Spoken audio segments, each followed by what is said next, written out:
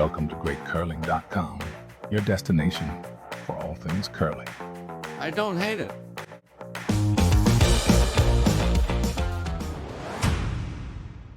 Okay, so I'm excited to speak today with Annabelle, Ethan, and Andrew from the Harvard curling team. Harvard curling was first established in 2000 and has qualified for every USA College Championship since 2016. The team placed fourth at the USA College Curling Championships in 2022 and 2017. So Annabelle, Ethan, and Andrew, thanks so much for joining me today. No worries. Thanks for having us. So curling is a recognized club sport at Harvard, and I love your guys' tagline. I hope you got the brains and the brawn. So obviously Harvard is not the easiest school to get into. Could you each share where you're from, your curling experience prior to Harvard, and what field of study that you're focused on? Go on. Okay. So I'm from Southwestern Ontario, Canada. I've been curling since I was 4 years old. I spent 5 years curling at the provincial level for Ontario. I spent also 5 years coaching at my local curling club.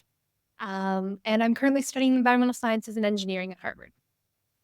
I'm Andrew. I've not been curling since I was 4. I actually started last year with the team, and that was my first ever curling experience, and it was just fantastic. I'm from Aspen, Colorado, so I'm actually more of a skier.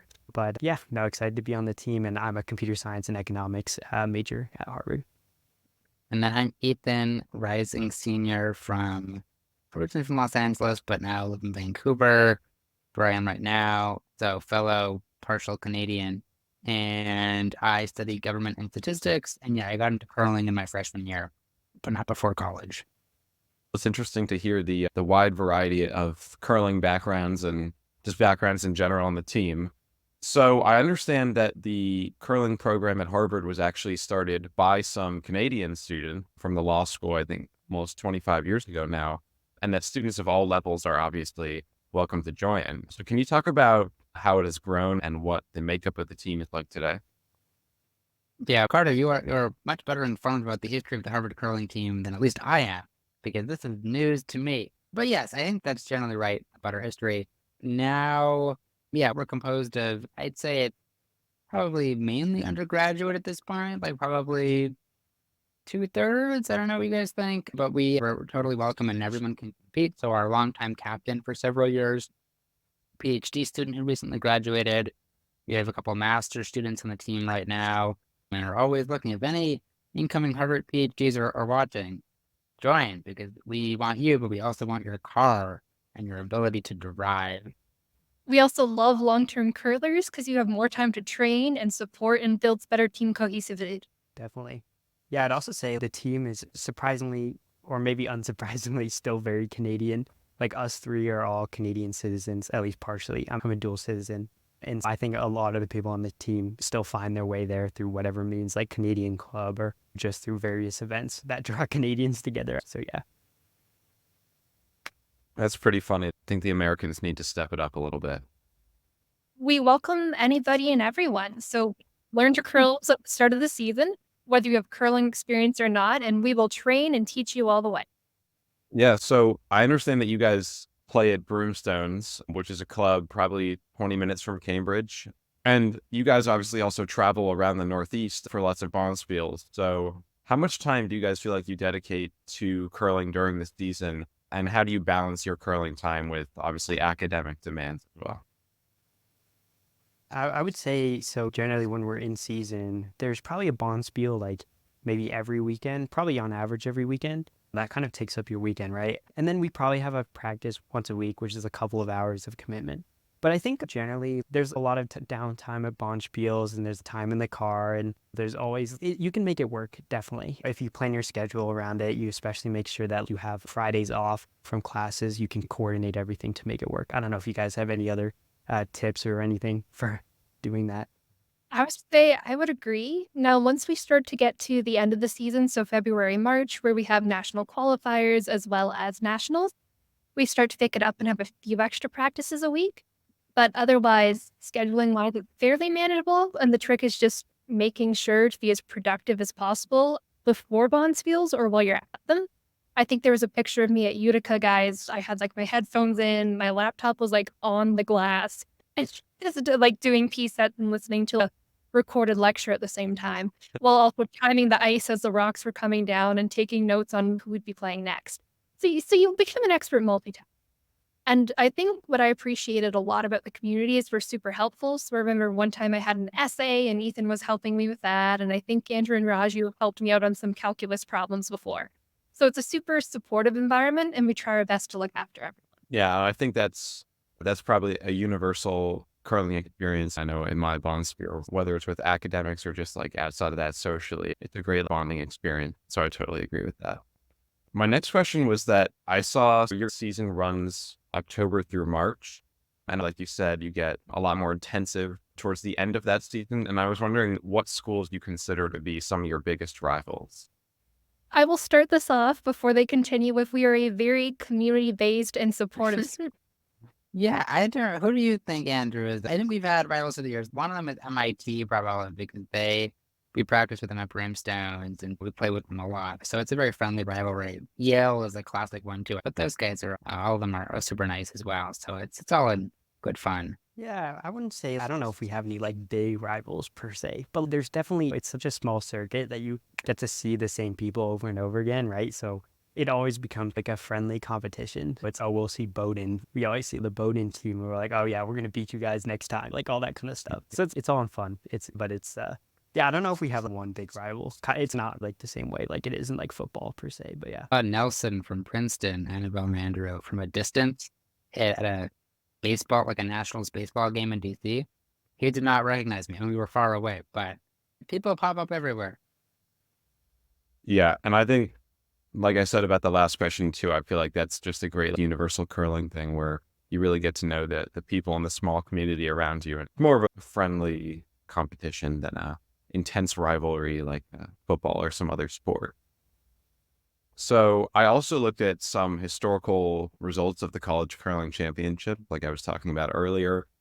I saw that Wisconsin has been dominant over the years, Minnesota, North Dakota, with a lot of top finishes as well. What do you think has really driven their success? And what do you think you guys at Harvard can do to step up and maybe beat them?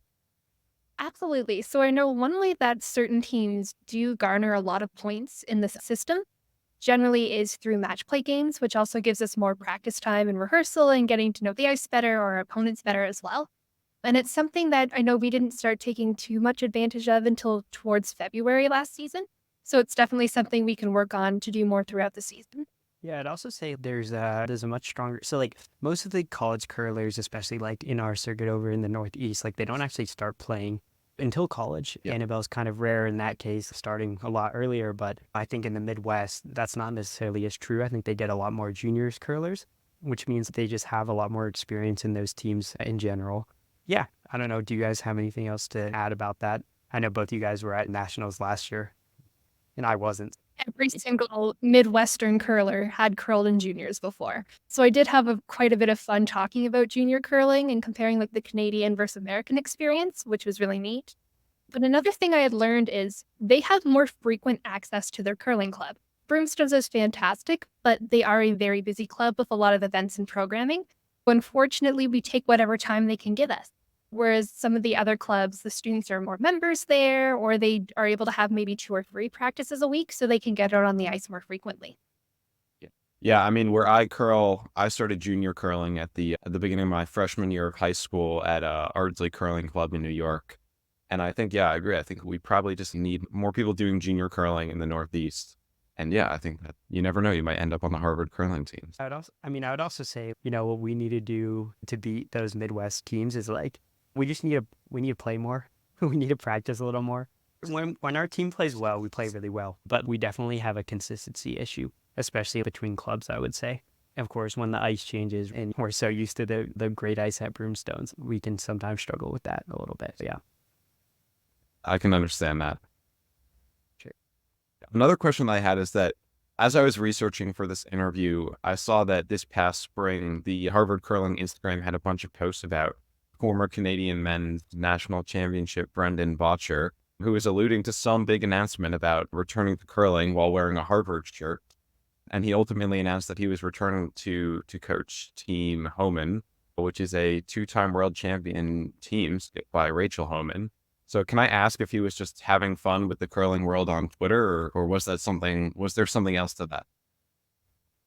No, we practiced with him every day for the 2 weeks that he was on our team, and he just got really dissatisfied, and so for Homan. But no, it was just a joke that I had posted on the Harvard curling Twitter, because everyone was talking about all the drama with the teams and all the team announcements, and I forget how gullible a lot of people can be, particularly on Facebook, which the tweet eventually got. It was a bit disturbing to see, honestly. But no, I guess Bottcher had somehow heard about it. And so they posted that in reference to it. It's very funny. And they reached out to us as well, like over Twitter, which was very nice of them. So it was a cool and very funny moment, and good to see Harvard curling represented in curling mainstream media. Yeah, I don't know. I didn't see it at the time, but I think you might have fooled me too, unfortunately.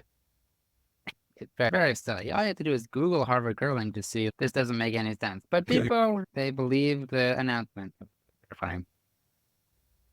All right, great. And then as the last question is a last fun question, I just wanted to ask you guys where you think the Harvard team will finish in next year's college championships. Do you guys think they'll make it all the way? Yeah, we're winning next year for sure. We got it. Ethan and I are both going to be seniors next year. We're going to give it our all, and hopefully that'll be enough.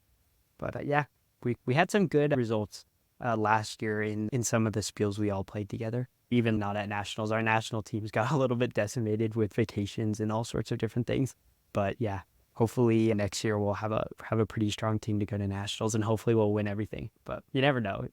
All those Midwest schools are very tough to beat for sure. But yeah. I can say for one, I believe in the underdog story. I think it's going to happen.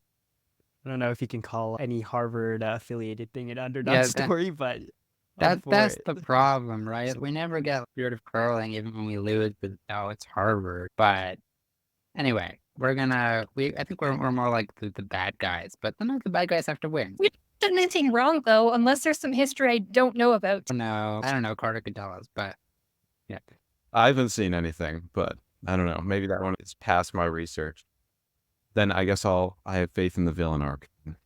I guess that was my last question. And I just want to say thank you guys so much for joining today. I think that was a really fun conversation. And as a curling fan, I was thrilled to find out how many, great schools have curling clubs that are, trying to do what I'm doing on this website, trying to educate more students about the sports. Thanks so much for taking the time to speak with Great Curling today. And like I said, good luck in next year's championship. Thank you. Thanks, Carter. Thanks Thank for you. having Yeah, of us course. today. Thanks for having us. If you enjoyed our content and you would like to spread the joy of curling, please like and subscribe, show us some love in the comments, and visit us at greatcurling.com.